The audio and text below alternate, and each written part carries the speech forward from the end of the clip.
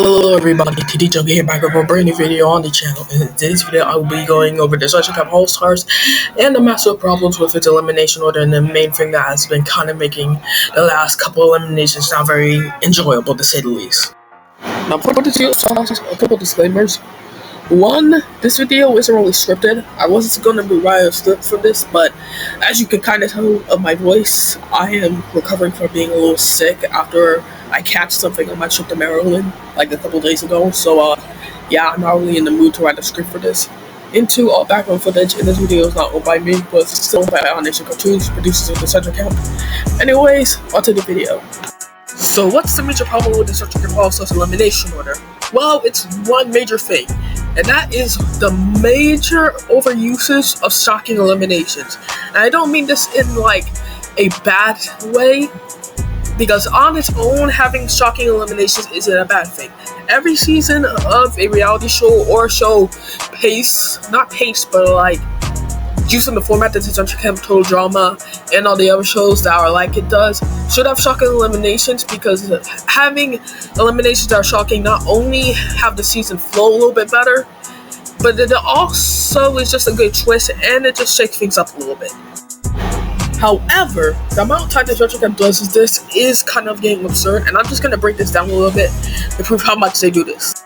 So I have the DisVenture Camp All-Stars elimination order waking up real quick now, and I'm just going to break down each elimination and explain how much of the shocking actually happens. So, first elimination, James is obviously a shocking boot along with Lake.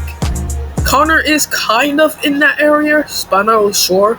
I'm just going to say it is because a lot of people... Okay, never mind, it's not really a shocking elimination.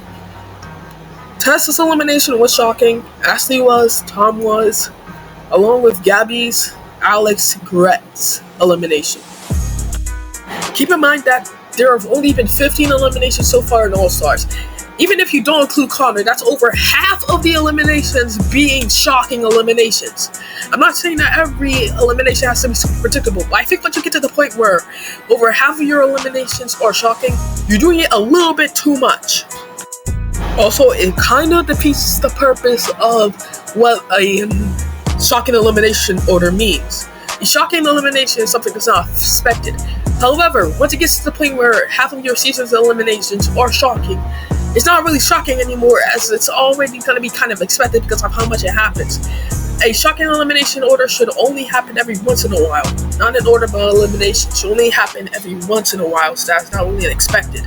Not back to back. If I had to compare a good example of doing shocking eliminations, it would have to be the first season of the Total Drama reboot. If you look at the elimination order, the only eliminations that are really shocking are Caleb's, Damien's, and Julia's, which are spaced out so that they don't happen every time to the point where it's really expected.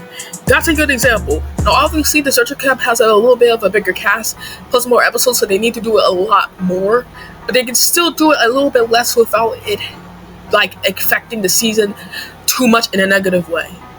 Also, they seem to be prioritizing these shocking eliminations over eliminations that actually have a good in-universe and outside-of-universe reason for happening. By that, I mean an elimination that has a good in-canon version for happening logistically, but also an out-of-universe decision on the writing team. For example, take Miriam's elimination. That had a good reasoning for happening in-universe, as she was outgunned and getting targeted by the villains alliances, but also had a good outside-of-universe reason, as she was Season 1's winner, so there was no real reason to keep her around longer. However, you cannot say the same thing for some characters' eliminations like Gret in Season 3's. There was no outside-of-universe reason for Gret not to make the finals. Like, it just doesn't really make much sense there. Anyways, I think I made my point pretty good, so let's just get to the conclusion of the video. In conclusion, the DisVenture Camp All-Stars has a massive problem with overusing shocking eliminations instead of eliminations that actually make sense. Anyways, that's pretty much it for me. See y'all in the next one. Peace.